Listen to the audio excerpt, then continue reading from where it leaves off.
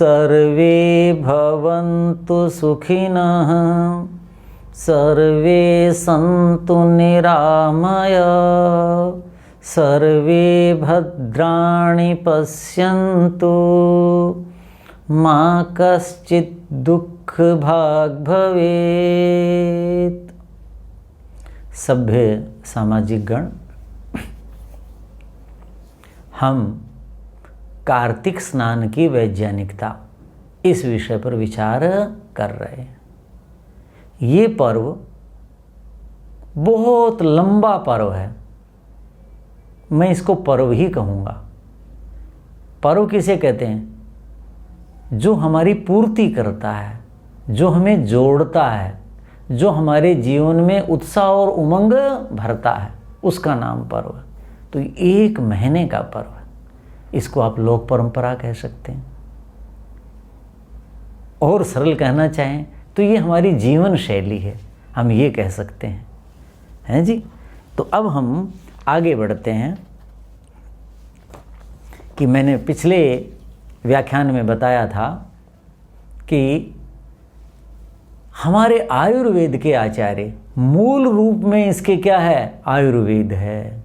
और आयुर्वेद क्या है? केवल शरीर की बात नहीं करता, वो मन और बुद्धि की भी बात करता है, वो अध्यात्म तक ले जाता है, मुक्ति का मार्ग दिखाता है। तो वहाँ चरक मुनि ने बताया था कि ये जो जल है इस ऋतु में, ये जो प्राकृतिक जल है, ये हंसोदक है। इसके विषय में आगे जो हमारे आचार्य हैं जी, वो क्या कहते हैं देखिए। सुश्रुत का आपने नाम सुना होगा। सुश्रुत क्या कहते हैं? सुश्रुत करते हैं सरह सरस्सु आप्लावनम चैव कमलोत्पलशालीषु स्वादूषित जलम मेध्यम शुचि स्फटिक निर्मलम शरद चंद्रांशु निर्धोतम अगस्त उदय निर्विषम। ये कहा इन्होंने। कुछ बातें इनकी समान हैं, ज़्यादातर समान है, कुछ बातें और इन्होंने जोड़ी हैं। क्या कहा कि देखो, सरस्सु आप्लावनम चैव कमल उत्पल शालीषु। ये जो चरक की बात गत व्याख्यान में मैंने की थी, अब मैं सुश्रुत की बात कर रहा हूँ। ये कहाँ है? आयुर्वेद में वो ऋतुचर्या बता रहे हैं। शरद ऋतु की क्या चर्या है, क्या जीवन शैली होनी चाहिए। तो वहाँ इससे पहले मैंने व्याख्यान शरद ऋतु पर 4 व्याख्यान दिए थे, शरद ऋतुचर्या। तो वहाँ इनका उल्लेख नहीं किया था। क्यों?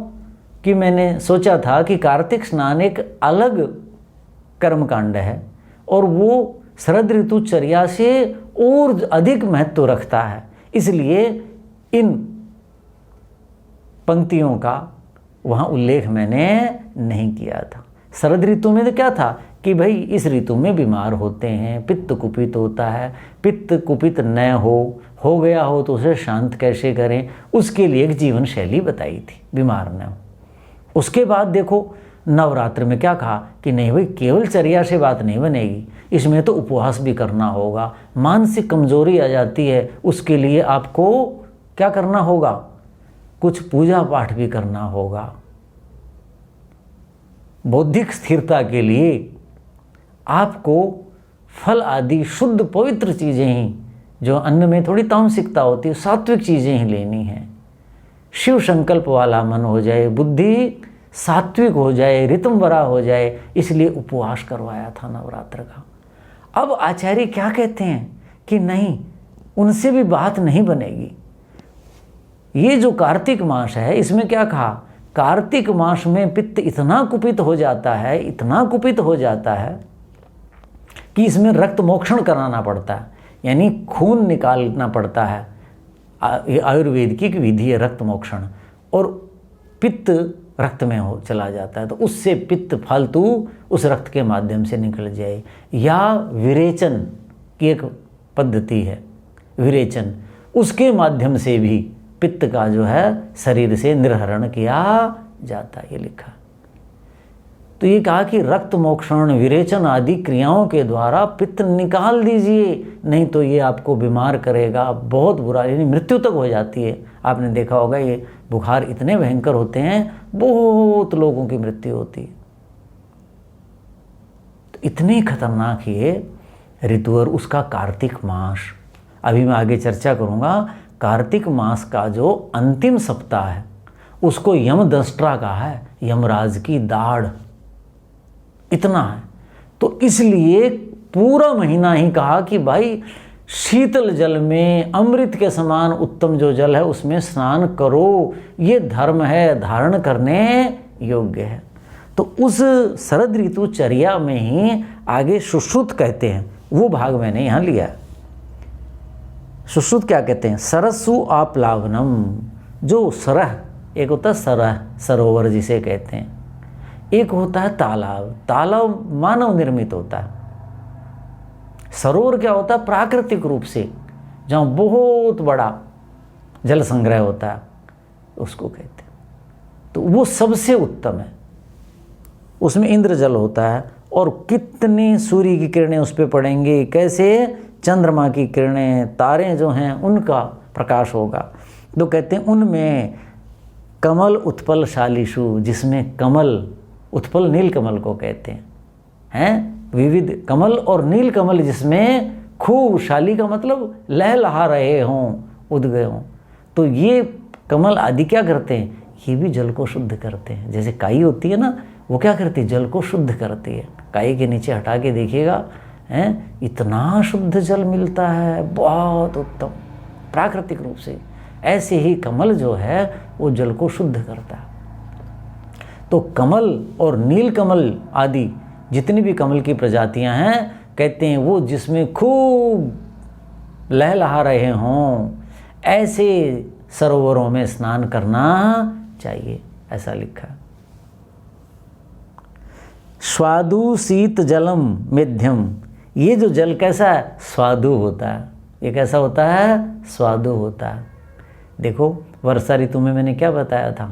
अम्ल विपाकी। वर्षा ऋतु में जल अम्ल विपाकी हो जाता है। दोषपूर्ण तो है, पचने के बाद भी वो दोष करता है, अम्ल में उसका विपाक होता है। ये कैसा है? स्वादु अर्थात मधुर होता है, शीतल होता है। और वो वर्षा ऋतु वाला पी करके गर्मी पैदा करता है। अम्ल का मतलब क्या है?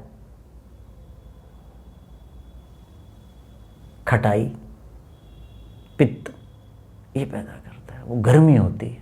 पित्त का मतलब ही गर्मी होती है। तो ये वैसा है, शीतल है जल। मेध्यम, ये बात सुश्रुत ने नहीं कही। मैंने आपको बताया कि हम छोटे बच्चे थे, उनको माता पिता बड़े लोग क्या कहते थे कि रे स्नान करके आया करो, कार्तिक स्नान करा करो, हैं? क्यों? कि बहुत अच्छी बुद्धि हो जाएगी, बहुत अच्छी विद्या आएगी। मैंने कहा ना कि उन दिनों लड़कों को ही पढ़ाया जाता, लड़कियों को बहुत कम पढ़ाते थे। तो ये कहा जाता था। लड़कियों को स्नान करने के लिए दूसरा तर्क मैंने व्याख्यान में बताया भी था कि तुम्हें उत्तम वर मिलेगा। मतलब क्या है कि भाई ये जल है, किसी तरह से ये बच्चे उसमें स्नान कर लें, इनको उसकी वैज्ञानिकता नहीं पता, उसके लाभ नहीं पता। तो क्या कहा कि मेध्यम, जो उसमें स्नान करेगा, तो जो माता पिता, जो लोग इस बात को सुने, वो अपने बच्चों को कार्तिक स्नान कराएं। मैं आपको बता दूं कि कुछ लोग सोचते होंगे जी बड़े शहरों में रह रहे हैं हम, अब तालाब कहाँ हैं, हमारे यहाँ तो नदियाँ नहीं हैं। तो ये कार्तिक स्नान के लिए उपयोगी जल आप कैसे प्राप्त कर सकते हो, मैं उसका भी तरीका बताऊंगा। हम घर पे ही वो हंसोदक तो नहीं कर सकते, लेकिन जिस जल में हम स्नान करते हैं उसी जल को और उससे कई गुना गुणकारी बना सकते हैं। उसमें सूर्य की किरणें हम कैसे डाल सकते हैं, चंद्रमा की चंद्रिका कैसे डाल सकते हैं, तारों का प्रकाश उसमें कैसे डाल सकते हैं, इस ऋतु में पड़ने वाली ओस उसमें कैसे जा सकती है, इस पर भी मैं आगे चर्चा करूँगा। हर व्यक्ति कर सकता है, किस तरीके से करना है। नदियाँ जो हैं वो पर्वतों में से निकलती हुई, पत्थरों में से बल खाती हुई, उछलती कूदती आती हैं, उससे उनका जल और शुद्ध हो जाता है। तो ये आप कैसे कर सकते हैं अपने लिए थोड़ी मात्रा में, इस पर भी विचार करेंगे। तो क्या कहा? मेध्यम। आप इस बात को समझें कि मेध्यम का मतलब क्या है? मेधायै हितम, बुद्धि के लिए हितकारी है, वो मेध्य कहा जाता है। जो क्या है? मैंने ग्रीष्म ऋतुचर्या में बताया था जौ का सेवन। वहाँ क्या लिखा था? जौ के बारे में बताया था मेध्यम। जो है वो मेध्य है, गेहूँ नहीं है। गेहूँ और गुण बहुत हो सकते हैं उसमें, लेकिन जौ को पवित्र माना गया। आपने देखा होगा यज्ञ में सामग्री में जौ का विधान है, गेहूँ का नहीं है, चने का नहीं है, मटर का नहीं है, राजमा और छोले का नहीं है। तो जौ क्या है? वो मेध्यम। जैसे तिल है, तिल का विधान है, तिल क्या है? मेध्यम।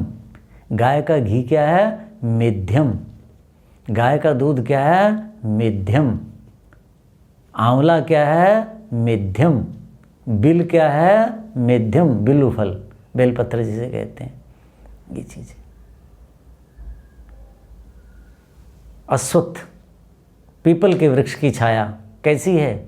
मेध्यम। महात्मा बुद्ध को उसके नीचे बैठकर ही बुद्धत्व प्राप्त हुआ था। वट का वृक्ष मेध्यम, वो मेध्य। तो ये चीज़ तो आपने ध्यान रखना है। तो ये जल कैसा है? मेध्यम। बुद्धिमान होना अलग चीज़ है, बुद्धि तो कुटिल भी हो जाती है। बुद्धि के दो भेद है ना, श्रद्धा और ईड़ा। ईड़ा क्या है? जयशंकर प्रसाद कहते हैं यही कहानी शतपथ ब्राह्मण में है, वहाँ से उन्होंने लेकर के और अपने हिसाब से उसको किया। तो क्या है? जो तर्क बुद्धि है वो ईड़ा है। श्रद्धा क्या है? बस जो आचार्य ने कह दिया, जो गुरुजनों ने, माता पिता आदि ने कह दिया, जो उत्तम श्रेणी के लोगों ने कह दिया, उस पर तर्क नहीं करना, पालन ही करना है, और उसी से उस व्यक्ति का कल्याण हो जाता है। जो तर्क वितर्क करता है, बातें काटता है, ये करता है। आज बच्चों को यही बातें सिखाई जा रही कि भलाई का ज़माना नहीं है, घुट्टी पिला दी जा रही। अब उससे क्या होगा? हर व्यक्ति चालाक हो जाएगा संसार में, कैसे बात बनेगी? पवित्र लोगों की ज़रूरत है, श्रद्धालुओं की आवश्यकता है संसार में। चालाकियों से इधर उधर का फालतू कुछ कमा लेगा, इकट्ठा कर लेगा, काम से बच जाएगा, बिना काम किए अधिक कमा लेगा ना। ये सृष्टि में इसके लिए स्थान नहीं है।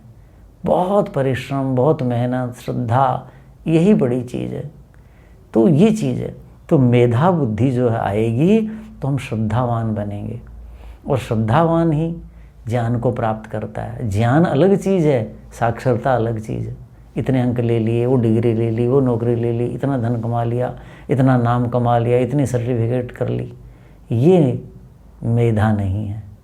तो मेध्यम मानव के जीवन का लक्ष्य क्या है?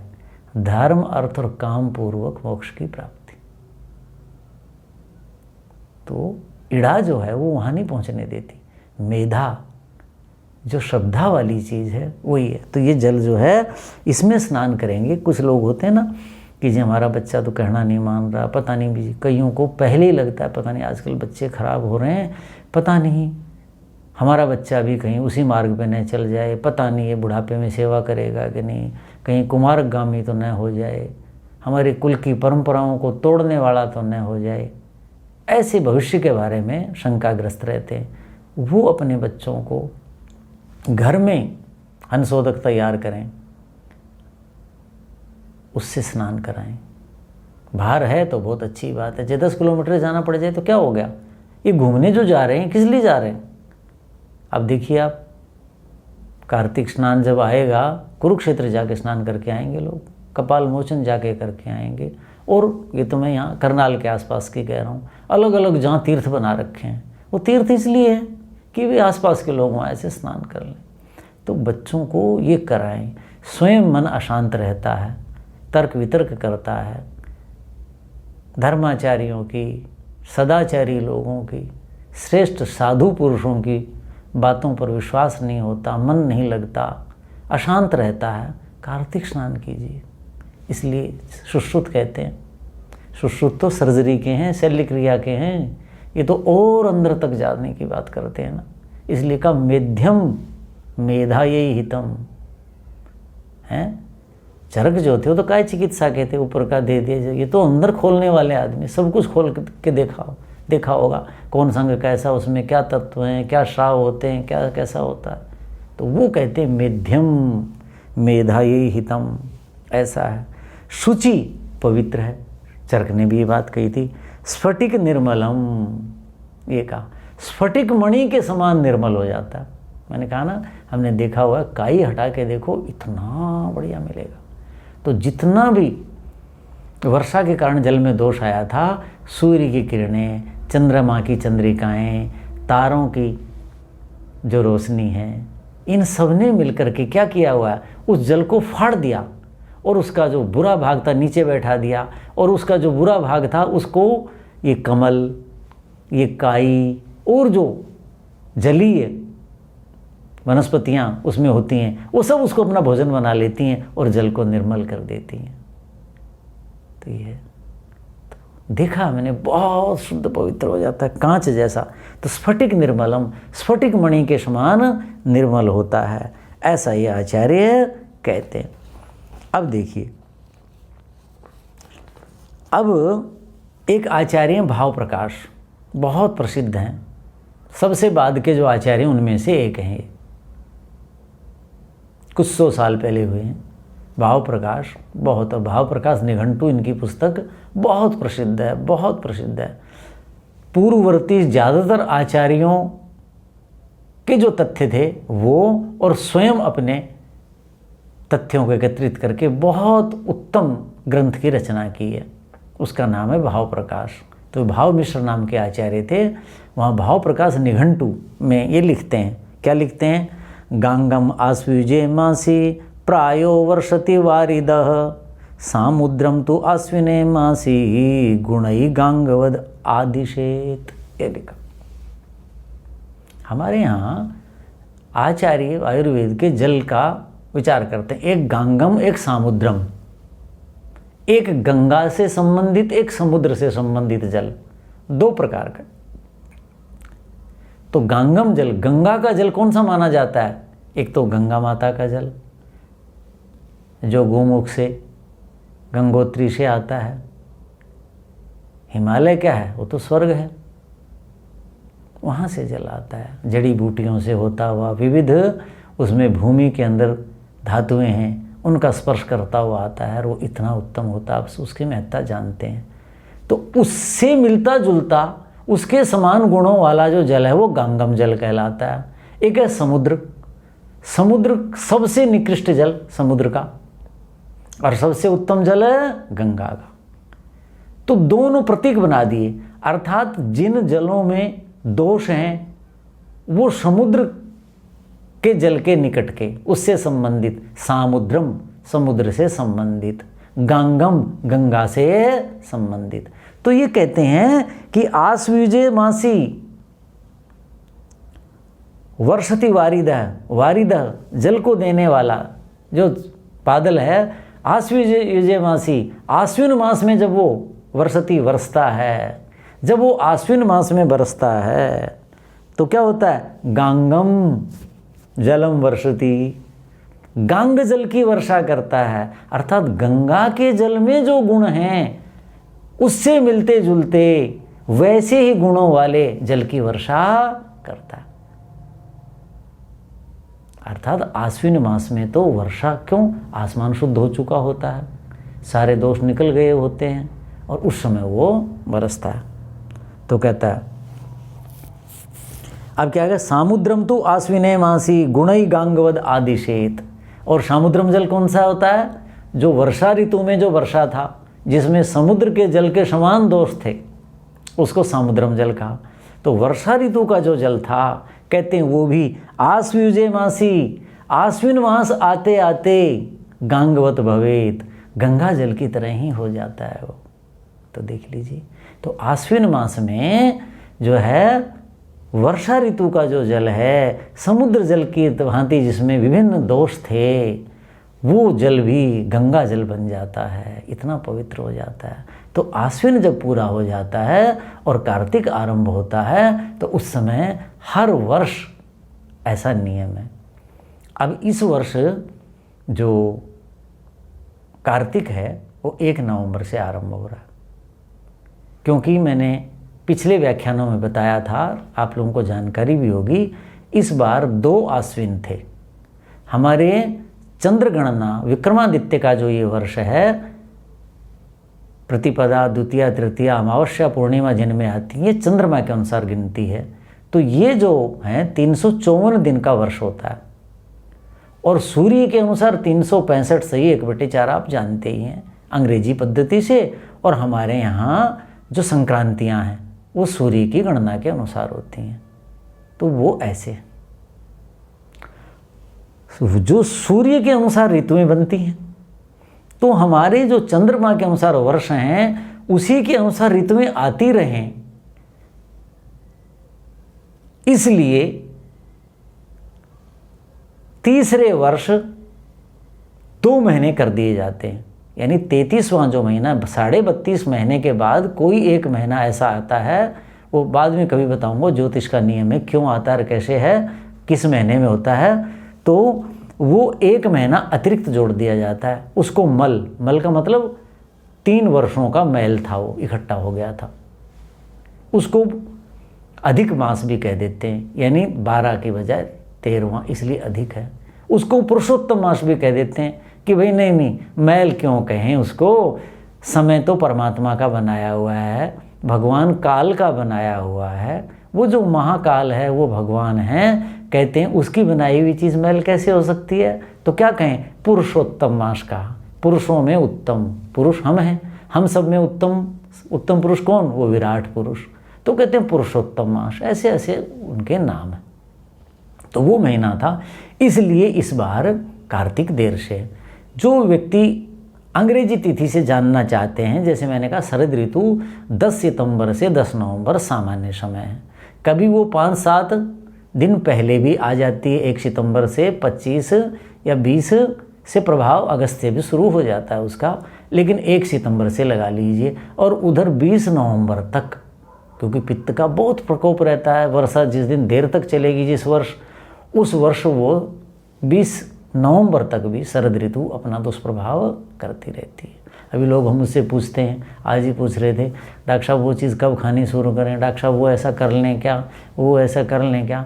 मैंने कहा नहीं, अभी वो चीज़ ऐसे नहीं है। तिल कब जी, मैं कहा भाई उस दिन से। गन्ना कब, मैंने कहा भाई मैं तो गन्ना 20 नवंबर के बाद या दिसंबर में उसका सेवन करूँगा।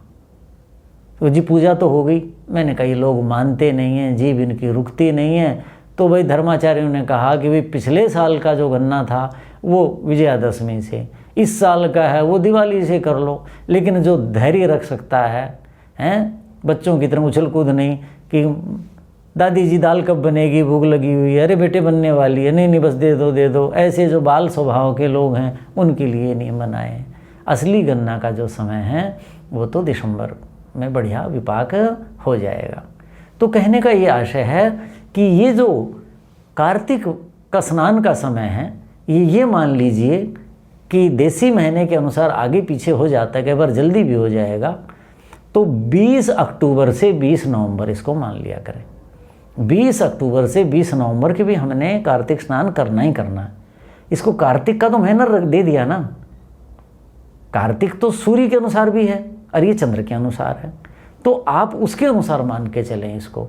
अर्थात ऋतु तो सूर्य के अनुसार चल रही है और अंग्रेजी जो पद्धति का महीना है सूर्य के अनुसार ही है। तो आप भूलें न, तो आप मान के चलिए कि 20 अक्टूबर से तो मैंने आरंभ कर ही देना है। तो ऐसे इसका ध्यान रखें। आगे क्या लिखा है, फिर वही बात लिखी, अगस्त्यस्य देवऋषि उदयात सकलम जलम।